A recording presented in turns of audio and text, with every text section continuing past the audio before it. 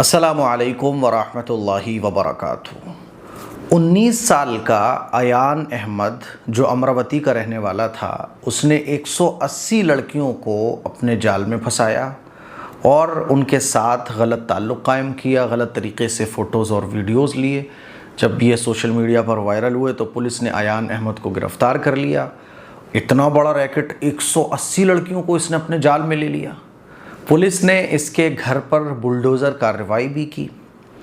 ये ख़बरें पिछले 3 दिनों से आप लोग सुन रहे होंगे और देख रहे होंगे, और अफसोस ये है कि इन ख़बरों को हमारे जो मुस्लिम न्यूज़ एंकर कहे जाते हैं, न्यूज़ रिपोर्टर कहे जाते हैं, हमारे बहुत सारे सोशल मीडिया मुसलमान इन्फ्लुएंसर ने भी इस ख़बर को इसी तरीके से दिखाया जैसे मैं अभी आपको बता रहा हूँ कि अयान अहमद ने 180 लड़कियों को फंसाया। ये ख़बर जब मैंने सुनी तो मैंने देखा कि 19 साल का अयान अहमद है, 180 लड़कियों को इसने कैसे फंसा लिया। अगर ये 10 दिन में भी एक लड़की को अपने जाल में ले तो 10 दिन लड़की को सेट करने में, तब भी इसको 5 साल का टाइम लगेगा 180 लड़कियों को अपने जाल में लेने में। और ये 19 साल का है, यानी 15 साल की उम्र से भी अगर ये काम करेगा तो भी इसको 4 साल 5 साल लगेंगे। 10 दिन में किसी लड़की को अपने जाल में लेना, फिर उसके साथ गलत तरीके से फ़ोटोज़ और वीडियोज़ भी ले लेना, ये कोई इतना आसान काम लग रहा है आपको? 180 नंबर कुछ होता ही नहीं है। तो जब मैंने इस पर गौर किया था उसी वक्त मुझे खटक रहा था कि 180 लड़कियाँ, मतलब 180 कोई तादाद ही नहीं समझ रहा है आदमी। 180 का मतलब समझते हो आप? यानी किसी लड़की को आप अपने जाल में लोगे, उसको धोखा दोगे, उसके साथ फ्रॉड करोगे तो टाइम तो लगेगा ना थोड़ा बहुत। फिर 19 साल की इसकी उम्र है, यानी इतनी इसके अंदर चालाकी और चालबाजी कैसे आ गई कि ये 10-15 दिन में एक लड़की को इतना फंसाता रहा कि उसके साथ गलत कंटेंट भी उसने बना लिया, फ़ोटोज़ और वीडियोज़ भी ले लिए और वो वायरल भी कर दिए। और इतना लंबा टाइम से ऐसा तो हो नहीं सकता कि ये 1 साल में, 1 साल के हिसाब से अगर आप देखोगे तो हर 2 दिन में एक लड़की के साथ ये करेगा, तब जाके 180 का नंबर होगा। तभी से ये खटक रहा था मुझे। लेकिन मैं देख रहा था कि सोशल मीडिया पर हमारे मुसलमान जो सोशल मीडिया इन्फ्लुएंसर कहलाते हैं, वो धड़ल्ले से इस तरह की ख़बरों को शेयर कर रहे थे। और जब हकीकत खुलकर सामने आई तो जनाब इम्तियाज़ जलील साहब ने भी ये बात कही कि नंबर है 8 का नंबर है, और 8 लड़कियों में भी ये तमाम की तमाम मुसलमान हैं जो लड़कियां इसके ताल्लुक़ में थी। तो इसके पीछे जो एक बात कही जा रही थी कि साहब इसमें जो है ना वो जिहाद वाला एंगल, हर चीज़ में एक तो लव जिहाद, बिज़नेस जिहाद, कॉरपोरेट जो है जिहाद और पता नहीं क्या क्या। जिस तरह से इस्लाम और मुसलमानों के ख़िलाफ़ ख़बरें चलाने का एक मिजाज हमारे मुल्क की मीडिया का बन गया है, ये बहुत अफसोसनाक है। तो वो सारी की सारी लड़कियां मुसलमान, और 8 में से भी 6 इसकी दोस्त थीं। दोस्त का मतलब जैसे नॉर्मल आजकल दोस्ती चलती है। 2 लड़कियों के साथ इसके अफेयर थे। इन 2 लड़कियों के साथ ही इसने ताल्लुक़ कायम किया, उनके फ़ोटोज़ और वीडियोज़ गलत तरीके से लिए और सोशल मीडिया पर वो वायरल हुए।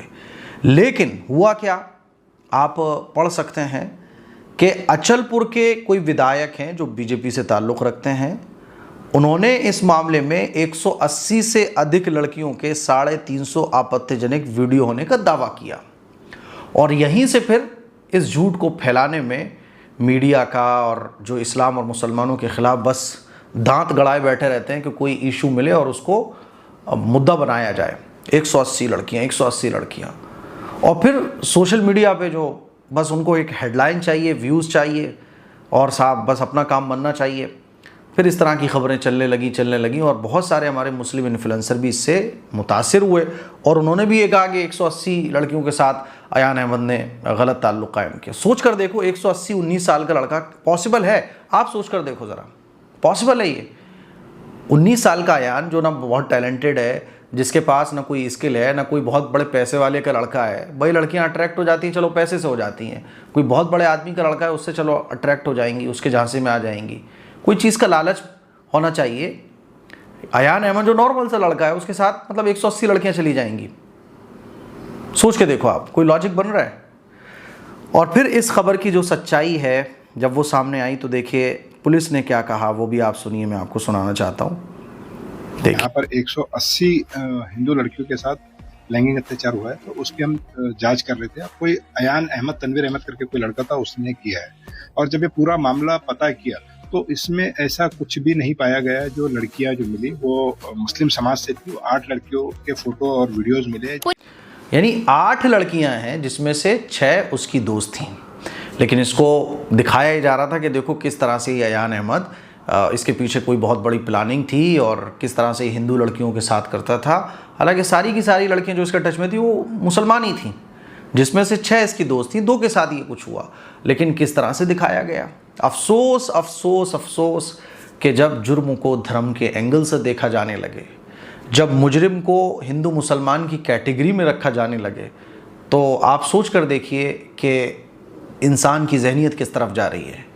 दूसरी तरफ अगर आप गौर करें तो अशोक खरात नाम का जो आदमी था, जो अपने आप को ज्योतिषी कहता था, जो अपने आप को कहता था कि मैं तुम्हारे किस्मत अच्छी कर दूंगा, उसके बारे में तो बिल्कुल सबूत के साथ ये बात साबित हो चुकी कि उसने कितनी लड़कियों के साथ, औरतों के साथ गलत ताल्लुक़ कायम किया। उसका कितना बड़ा एक वीडियोस का भंडारा था जो सोशल मीडिया पर वायरल हुआ। उसने बड़े बड़े ऑफिसर, प्रोफेसर, बड़े बड़े लोगों की बच्चियों, बेटियों, बहुओं के साथ गलत काम किया, लेकिन उस पर चुप्पी साध दी गई।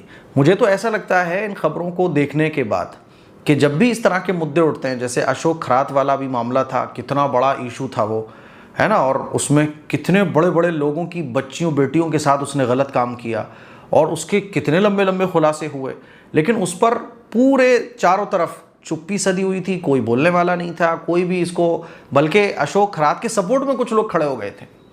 मुझे ये लगता है कि इस तरह के मुद्दों को दबाने के लिए एक मुसलमान का नाम लेके आ जाओ सामने और फिर उस पर जो है ना, सोशल मीडिया पे तो कुछ भी चलाओ, मीडिया में कुछ भी चलाओ, हाँ कोर्ट कचहरी में कुछ और चलता रहता है, और पूरा एक मीडिया ट्रायल बना के जिस तरह से बदनाम किया जाता है, जिस तरह से इल्ज़ाम लगाए जाते हैं, आदमी को इस लायक भी नहीं छोड़ा जाता है कि अगर कोर्ट से वो बरी हो जाए तब भी उसको इतना गंदा और इतना भद्दा बना दो कि फिर वो शक्ल दिखाने के काबिल ना रहे।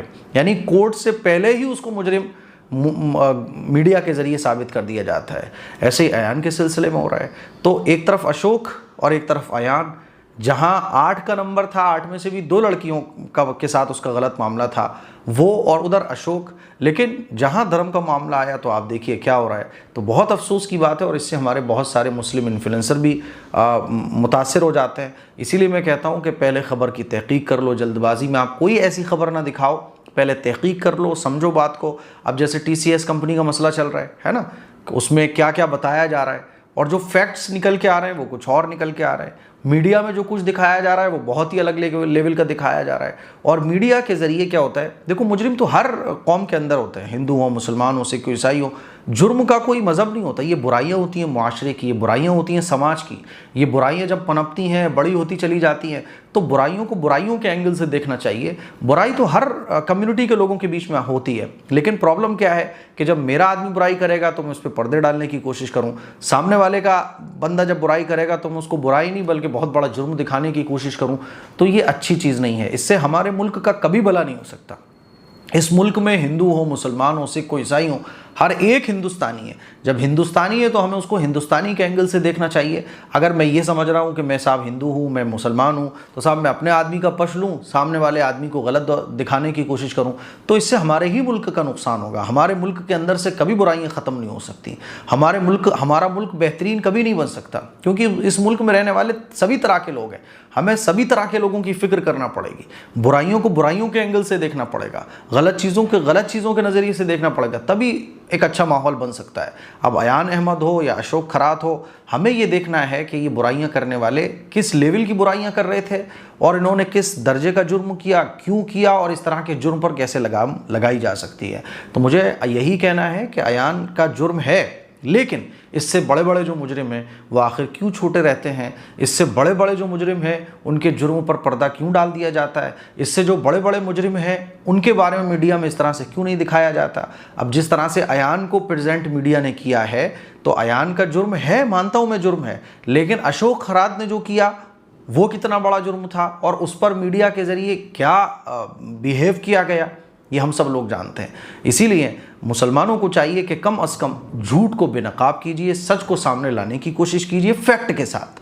है ना। जो कुछ मीडिया में चल रहा है उससे आप कम से कम मुतासर मत होइए, ये मेरी आप लोगों से गुजारिश है। और अपने बच्चों का ख्याल रखिए, अपने बच्चों की तरबियत कीजिए, और बुराइयाँ कहीं भी हों उसको बुराइयों के एंगल से, अल्हम्दुलिल्लाह मुसलमान तो देखता है, लेकिन प्रोपेगेंडे में सभी आ जाते हैं, मुसलमान भी, हिंदू भी, सिख भी, ईसाई भी, सभी तरह के लोग आ जाते हैं, क्योंकि प्रोपेगेंडा तो फिर प्रोपेगेंडा होता है। इसीलिए आप लोगों से मेरी गुजारिश है कि आज के माहौल में जब एआई का टाइम चल रहा है, मीडिया का प्रोपेगेंडा चल रहा है, सच को समझने की, सच को समझने की और दिखाने की ज़रूरत है। अस्सलामु अलैकुम व रहमतुल्लाहि व बरकातहू।